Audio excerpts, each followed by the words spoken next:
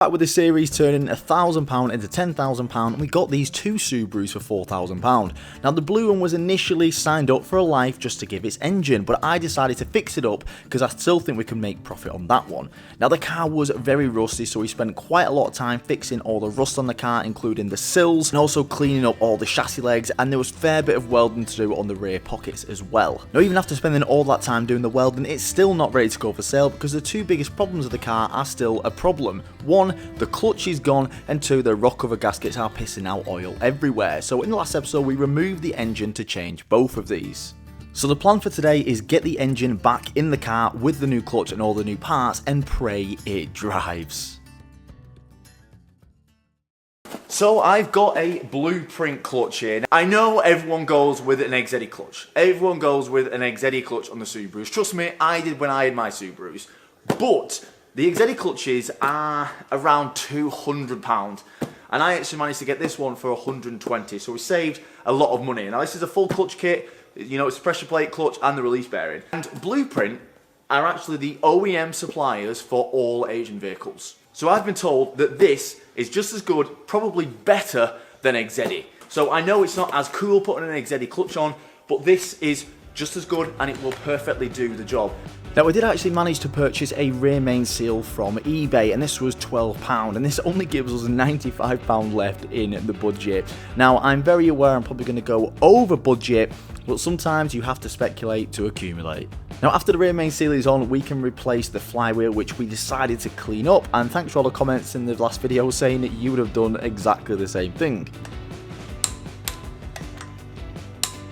And with the flywheel torch, we can start building up the clutch assembly. Now the Subarus are a little bit weird. They actually come with the release bearing and the pressure plate in one, which is a lot different to many different cars.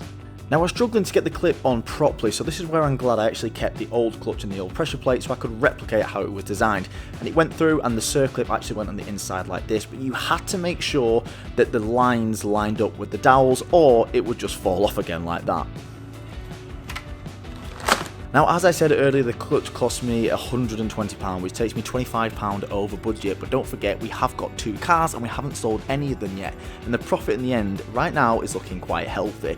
So we need to get the clutch on the car, so we need to line it up with a clutch alignment tool, and we can actually bolt it to the flywheel. So that's both the jobs that we had to take the engine out of the car for complete, which is the rocker cover gaskets and the clutch, so we can actually start putting the engine back in. But in the last episode, a lot of people commented saying, just do the timing belt, you know, it's out, just do the timing belt.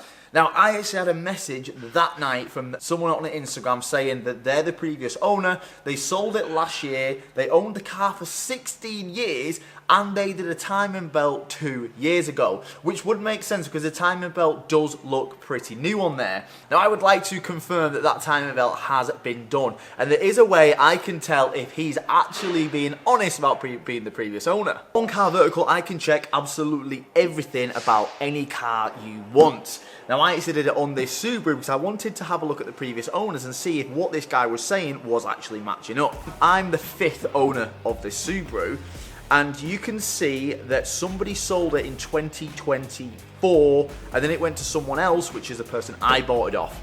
So the owner before that actually had it in 2010. So there's someone who did sell this car last year and who has owned it for around 14 or 15 years. Now the good thing is the owner before that was the first person who ever bought this car. So he's only had really 2 owners. So I believe that this guy was the previous owner, he sold it last year, and I do believe that he did actually change the timing belt. I spoke to him and I did say, have you not got any paperwork? Have you still got paperwork? He said the paperwork left with the car. He had loads of it in the boot. Annoyingly, in these 2 owners that have used it for the engine swap, it's got lost. I did ask the guys, he got the guy's number he sold it to, and sadly he said no. So annoyingly, we haven't got proof of the paperwork for the belt, but to me it's enough that it has actually been done. And as you can see here, everything does look good. It's not been in a crash, it's not got any finance left on it, it's not been clocked. If you want to check out a car you're potentially buying, see if it's got any hidden issues, or you kind of just want to see the history of a car that you've got, there'll be a link on the screen to do a Car Vertical check. So with that news, we're going to put the engine in without doing the timing belt. So what we need to do is, it's actually got studs at the bottom of the engine. You see you've got one stud here and you've got one on the other side of the engine as well. So they need to line up to the box, and then hopefully it will just go boop, slide on. But it's a bit difficult. I had to take off this little bracket down here, this sliding little bracket, because it was in the way. And annoyingly, the turbo here, see how close that is? You see where it's been hitting the box, but that one's in. I just need to lift the engine up on this side so I can just lift it or use the crane, get that stud in, and once those studs are in, I should be able to push it back and then wind some bolts in and pull the box up. But we've also got to figure out, it's a bit fiddly, so since the release bearing is already on the clutch, we've got to try and hook the clutch around the fork once the gearbox is on. So that might be a bit fiddly. So you've got to try, obviously it needs to be in the right position. So I might just try and spin this release bearing like that. So hopefully it's pretty much in the right position. So I'm fiddling, but we're getting there. And after a bit of wiggling, we're pretty much nearly there. It's just hard to get the spline onto the engine and have this turbo in the way here, because the bolts are really pretty in the way. So I can see why people take the turbo off, because the spline's in the right location now, but the turbo is hitting the gearbox. So it's quite hard to try to lift that over and slot it onto the spline. So it's a bit faffy, but we are getting there. And making sure the release bearing is at the right place before you put the gearbox on, it will make this a hell of a lot easier, because the fork did just slide right down. And after you can feel tension on the fork, you can actually put the spring on, and then it is good to carry on with the job. Right, so the good thing about these old Japanese cars is they have like an external sleeve, and that literally just pushes on the fork. So you don't have to touch any of the clutch fluid, you don't even have to unbolt it, which is amazing. So realistically, because of that, the clutch should now work if we've done everything correct. So that means, well, I'm not going to be able to tell if it bites, but I should feel the clutch and then feel it come back up. So let's see.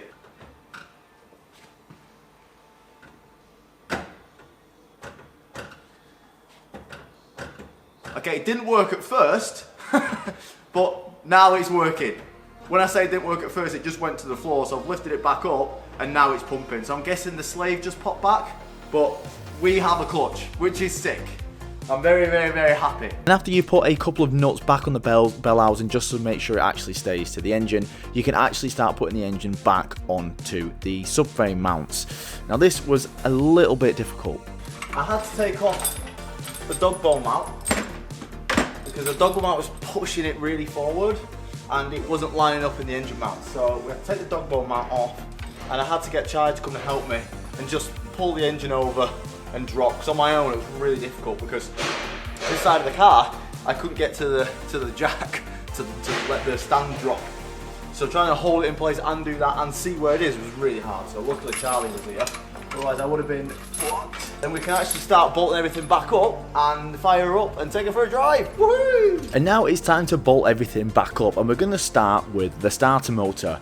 And this is where we run into some troubles. When I pulled the starter motor bolts out, they were pretty bad to get out. One was not too bad, one was really bad. And it pulled some of the threads out with the bolt. So I've come to put the starter motor back in, and I've got a thread chaser, and I've thread chased the bolts, cleaned them up so they were perfect. One of them's going in and pretty much tightening, so I'll get away with that one. Just need to probably put a washer on or make the bolt a bit shorter. The other one is not good. It's really not good. It's barely even threading in before it starts getting tight, and it will snap. But also, if we can't fix this, we're gonna have to pull the engine out again. Now, I obviously did not want to pull the engine out, so I spent the next 45 minutes to an hour taking my time with these threads, cleaning up the thread, cleaning up the bolt as best as I could, until finally we come to a solution. Okay, we're not going to take the engine out, which I'm very happy about. So let me show you what I've done. What I found was it was literally the last 2 or 3 threads that were causing it. Like, it was literally getting tight, and it was like 2 mil off being tight off here. Literally, like, so it was like the last couple of threads. So what I've done is I've just added a washer here. They already came with a bolt. I've just added another washer. People might get annoyed at that. The bolt is literally like this long. It's just, thread is so long. And I'm not taking an engine out for the sake of a washer.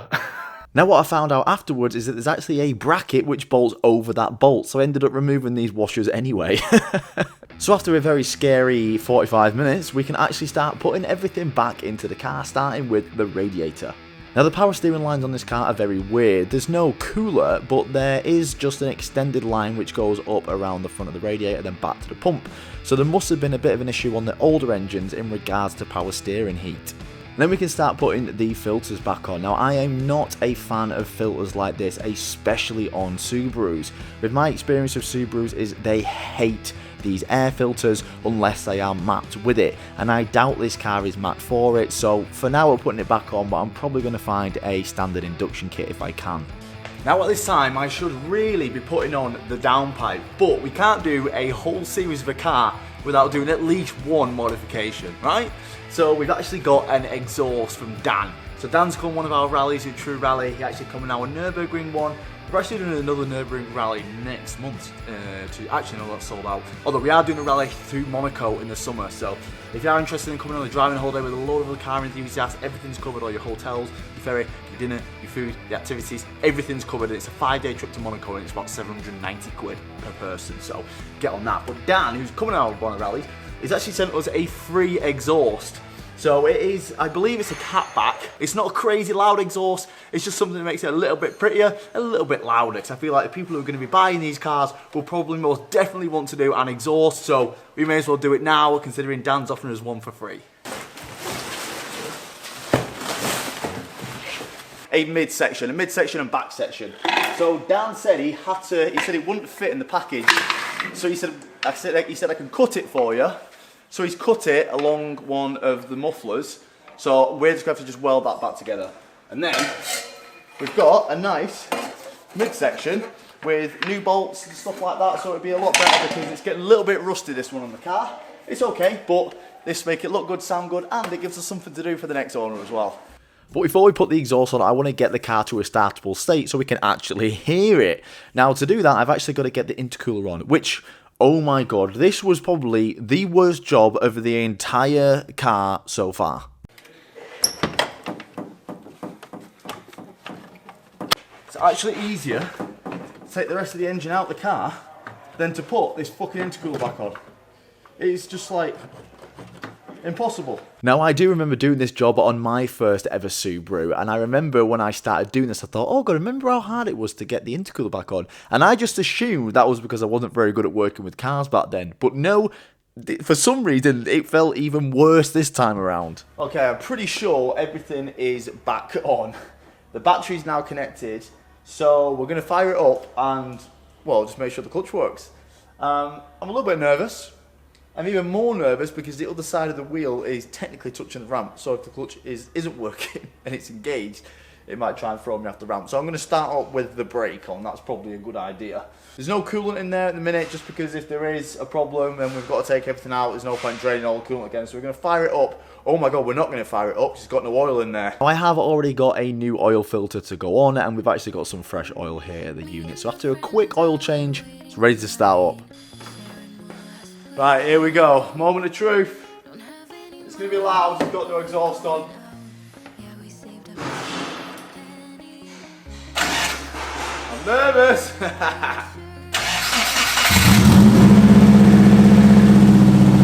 Let me make sure that the wheels aren't touching anything, and then we'll go in first gear and see if it actually works.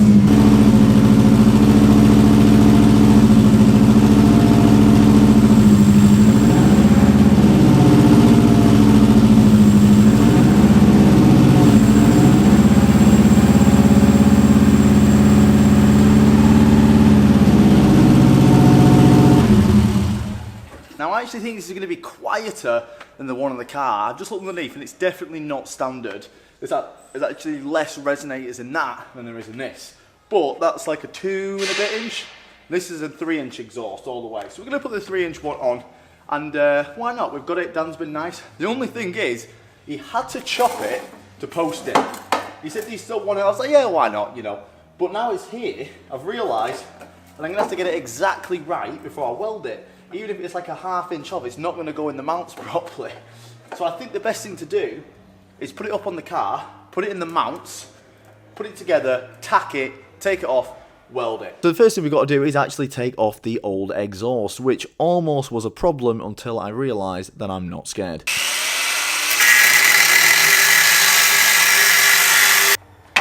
If in doubt, get the fucking grinder out. And luckily this actually comes off in 2 sections. So once we've got the front section off, we can actually take off the back section. And the rubber mounts are actually quite easy to get off, which is quite nice. Now I do usually like just sending things, but we are going to have to put up this exhaust and make sure it's somewhat in the right position before we weld it on.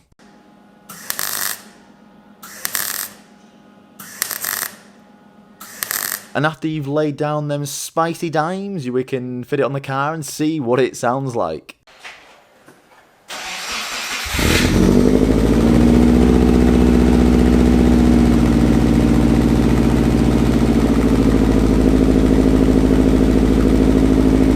Yep, I'm not sure about you guys, but that to me sounds exactly like a Subaru. Now, some eagle-eyed viewers will have noticed we have a steering rack boot split. Completely split in half, which is not ideal. And we actually have well, this one's split as well. So we have 2 steering rack boots, and annoyingly, this drive shaft boot is split as well. So we're gonna have to sort them out. So I'm gonna order them up now. So 2 steering rack boots and a drive shaft boot. All is not finished with the Scooby because we do have a little bit more to do as well. We actually have to change the discs. So we've got someone helping us out. We've got some Pro Bike discs. Pro Bike sending us some new discs, which is great. So we can have some new discs on because they look absolutely rotten. So the car's all running. It's running good. There's no oil leaks, I've checked. There's no coolant leaks, which is good. We've bled it up, which took ages to bleed for some reason. We've blended up, sticking it at a nice temperature. It's got a little bit of a hunt at the idle. It's idling a little bit, it's hunty a little bit. And when I rev it and let it come down, it struggles to find the idle again. Now it has got a check engine light on, and I've put the scanner on, but the scanner just will not recognise the car. I've tried auto reading the VIN, manually selecting the compressor year, and it just will not read the codes. It keeps saying that it can't find the VIN. So I've messaged one of my Subaru friends and seeing if that's an issue. Like, is this one of those where it's just coming to OBD2 and you might need a special tool, or there might be a special way of reading codes. We need to find out what that code is because it's making it idle a little bit weird.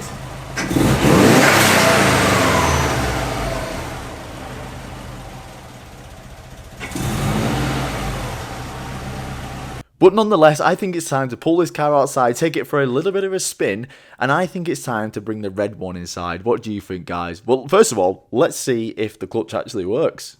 Right, so this is going to be the first time to see if the clutch actually works. So we're going to be taking it, driving it. Of course it works. I fucking did it. Where's reverse on these things? Sounds like a reverse. Nice, we're driving a Subaru, boys.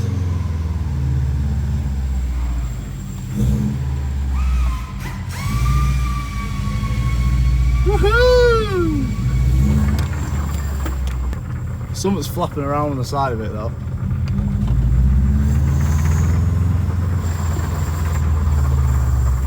Oh, I know, it's that plastic thing left dangling.